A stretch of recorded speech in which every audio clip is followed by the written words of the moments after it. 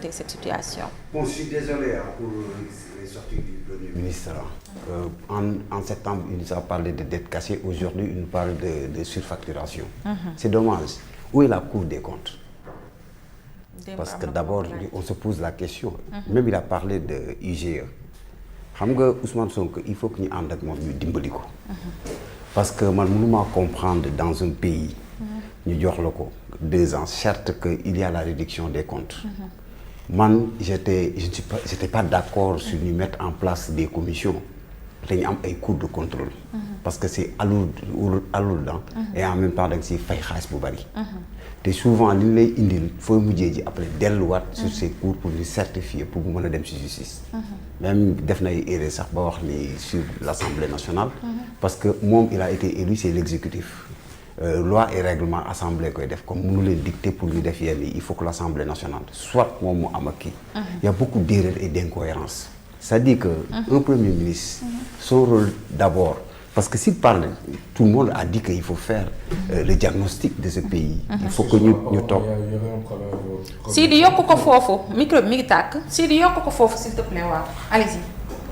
Parce que man mënuma comprendre parce que je vois qu'il fait la promotion de Macky Sall sur les réalisations. Moi je croyais que ñoom bu ñu ñëwee toog d'ici ils avaient dit que ces gens-là am ñu xam-xam. ay cuune leen ils ont écrit des livres. Quelles sont des solutions à nous sortir ci crise ak tamit temps bi ñu nekk ba léegi. moom si lan la waroon a njëkk a dem. Il y avait des questions à poser. Où est l'argent du pétrole? Parce que dossier IT yi nekk ci. Et deuxièmement que il a parlé de l'Azer. coow li am ci Azer pour ka wax ko.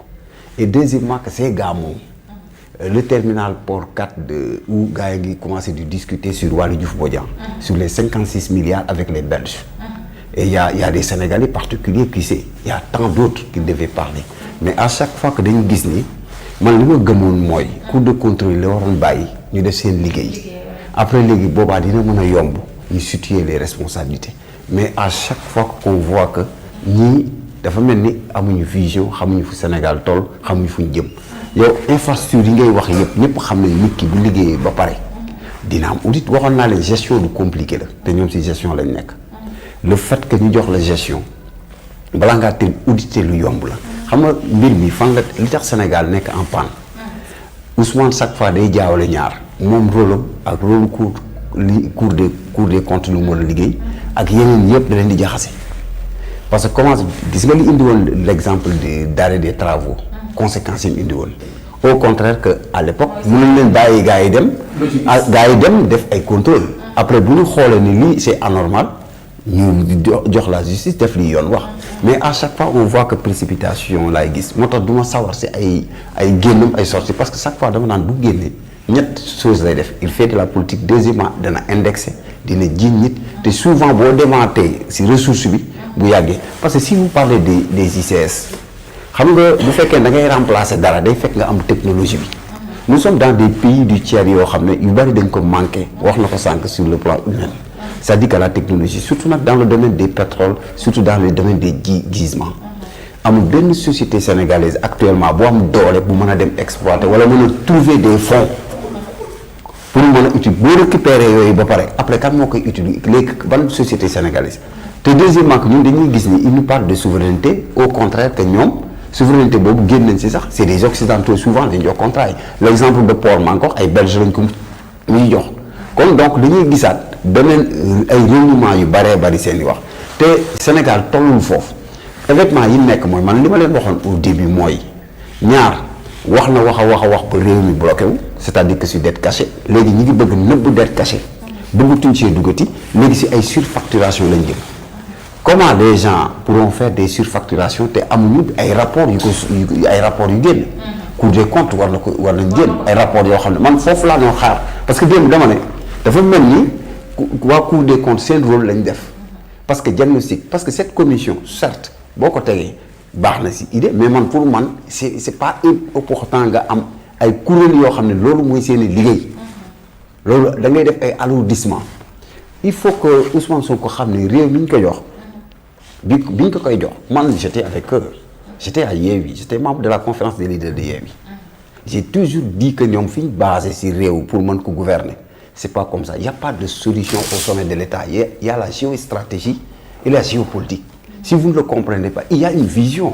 Ils ont une vision, moi, agenda 2050. Bataille, PSE, moi, sur les 20, ici, SNDS, les 28 projets, ces projets structurants.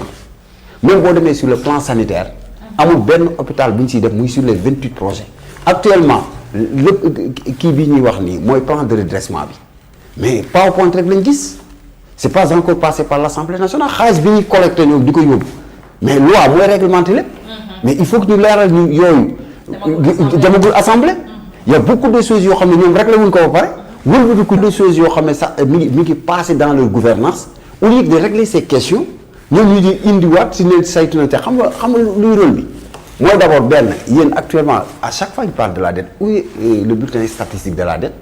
Depuis juin 2024, pour nous savoir la situation. Parce que nous, en 2024, c'était la dette en taux de pourcentage, c'est 119%. Et nous, c'est un bon. Parce que nous avons réuni en mars, nous avons gagné, nous avons après terminaison en décembre. Moi, j'ai tas de questions. Pour moi, il fait de la politique. Il fait revenir sur scène. Mais moi, en âme et conscience, même il y a un de ces ministres qui a parlé comme Déthié-Fall. Moi, infrastructure, Dieu me suis parce qu'il sait très bien, en termes d'État, c'est pas que. Disons que le Premier ministre, vous faites que le rôle, pour moi, Ousmane Sonko est arrivé à Ghana. Franchement parler, le président de la République, il faut savoir que vous faites qu'il est avancer.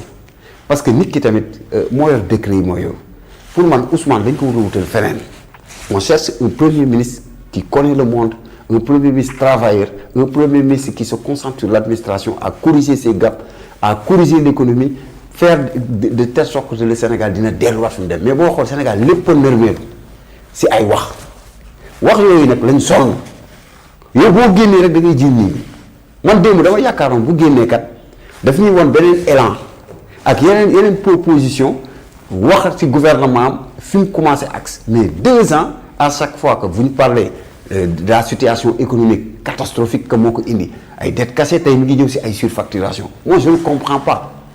Et tey man damay xaar balaa maa mën a kii wax ñu Cour des comptes wala yenn organes yi ak l'Assemblée nationale certifié par dossier ma mën ko gëm mais li mu wax lépp mënoo si teg dara mënoo si tuumaal nit. c'est très aéré. c'est très aéré parce que dafa am lu lënk Sénégal bu leen ko xamul nag man damay wax ne ñii est-ce que xam nañ franchement li ñu leen jox franchement boo toogee di lire mais boo liree code mii ñu jarul lire boo ko lire da ngay mujj ruus sax. Parce que s'il parle de 10%, est-ce que nous savons que 10% le Sénégal am la mooy paaru Petrosen est-ce que paaru Petrosen ak Sénégal ñoo yem. bokkul wax naa ko fi keroog. est-ce que ñoo yem dañuy jàpp te du 10% sax dépassé na 10%. en fonction de l'exploitation. En fonction de l'exploitation. Et deuxièmement que gars yi sax boo demee sax si yenn côté wala partage yi ni ñu la ko waxee dañ naan la kii ñëw investir dañuy jël les 100% 40% dañ koy génne les 60% souvent moom lañ koy léegi. Sur les 40%, si les 10%, après part de l'État. L'État a des taxes, am ay yëpp. Moi, parfois, j'ai opéré sur le secteur. Mais attends, 10%, il faut expliquer aux Sénégalais. Parce qu'on parle de Petrosen, on parle de l'État du Sénégal. Mais l'État a ses taxes. Et puis, deuxièmement, que nous, guisement, nous avons fait offshore. Demandons les ressources halieutiques agricoles. Si contrat contrat kenn mënu ñëw rek li mu wax ni si contrat pétrole am na sànq nee na loolu gisuma ko fenn dans le monde peut-être que moom doyen moo ko xam ay non gisuma ko contrat on peut le renégocier.